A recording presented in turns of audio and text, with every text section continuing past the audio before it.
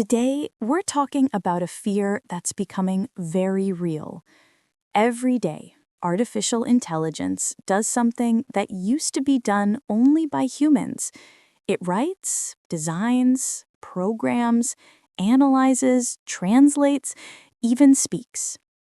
And many people are quietly wondering, what's going to happen to me? It's not just the fear of losing a job, it's the fear of becoming irrelevant.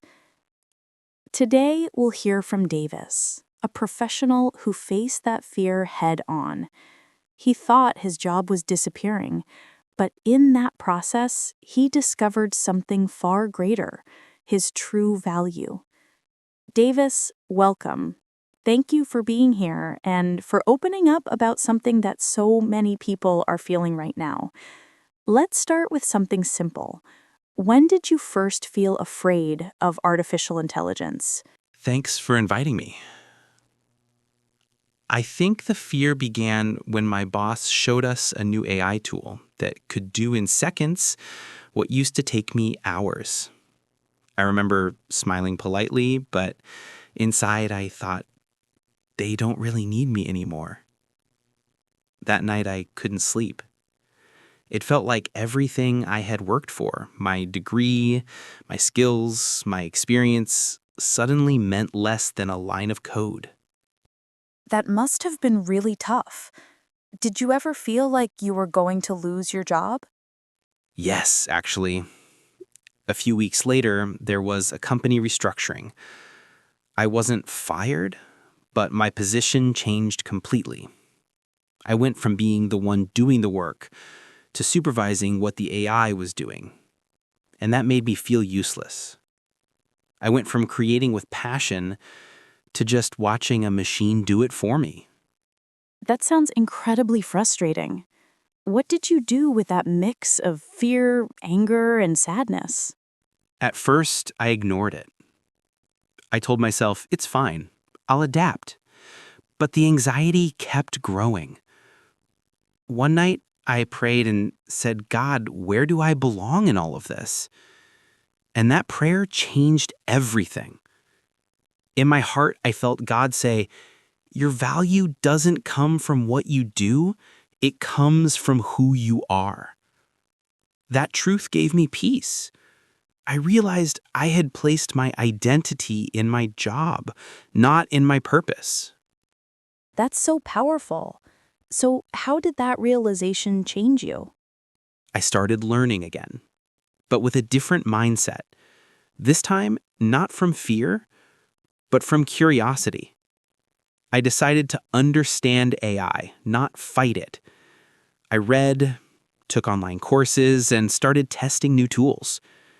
And soon I realized AI wasn't my enemy, it was a tool. The problem wasn't the technology, it was my perception of it. That's such a healthy perspective. So, you learned to use AI without letting it use you. Exactly. Now I integrate it into my work, but I keep my human side at the center. AI can analyze, but it can't empathize. It can predict, but it can't dream. It can imitate, but it can't create from the soul. That's when I understood as long as people exist, there will always be a need for humanity. I love that. In your opinion, what are the things AI will never be able to replace? Creativity, empathy, faith, the ability to love. A machine can calculate, but it can't care. It can learn patterns, but it can't understand pain. And it will never have purpose, because purpose is given by God, not by programming. That's beautiful. And how did all this change your work habits?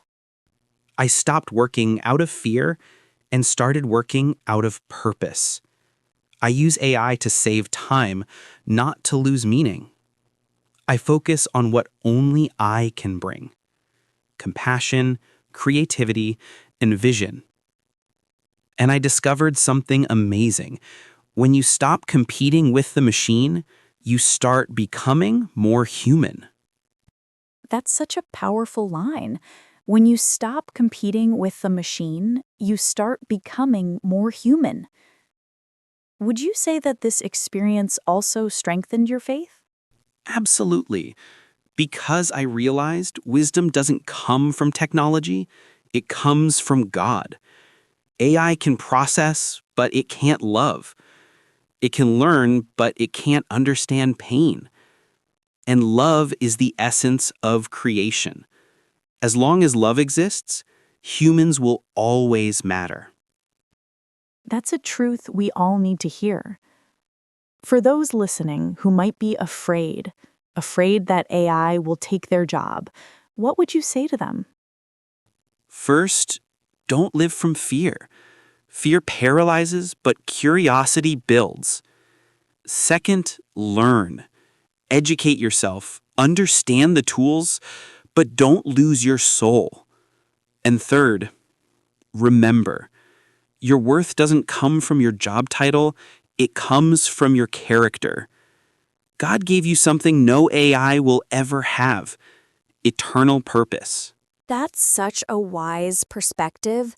How do you imagine the future of work? I think the future will be a partnership between humans and machines. AI will take care of the repetitive tasks and will focus on the meaningful ones. The companies that understand that balance will be the ones that thrive. And that's exactly what Use Your Voice is all about. Because even in a world full of AI voices, yours is still one of a kind. Exactly.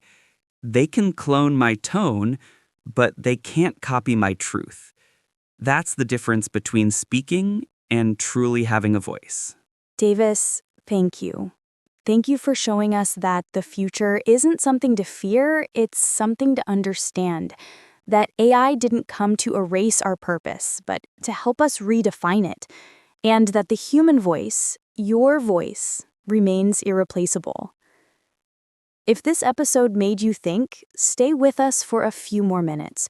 We'll end with 5 short shadowing phrases so you can practice your English, your voice, and your piece. Shadowing practice. I'm not being replaced. I'm being redefined. Repeat.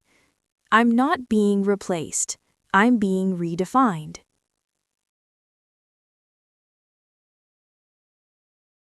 My value is more than my job.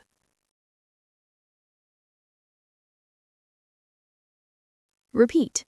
My value is more than my job.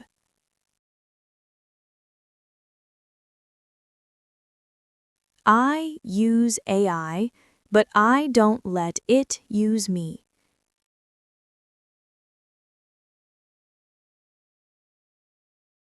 Repeat. I use AI, but I don't let it use me.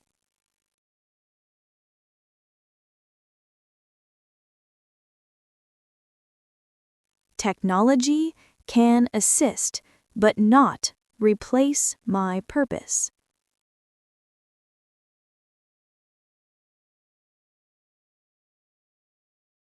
Repeat. Technology can assist, but not replace my purpose.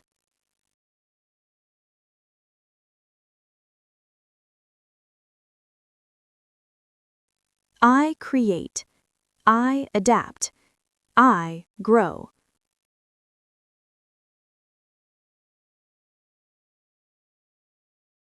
Repeat. I create. I adapt. I grow.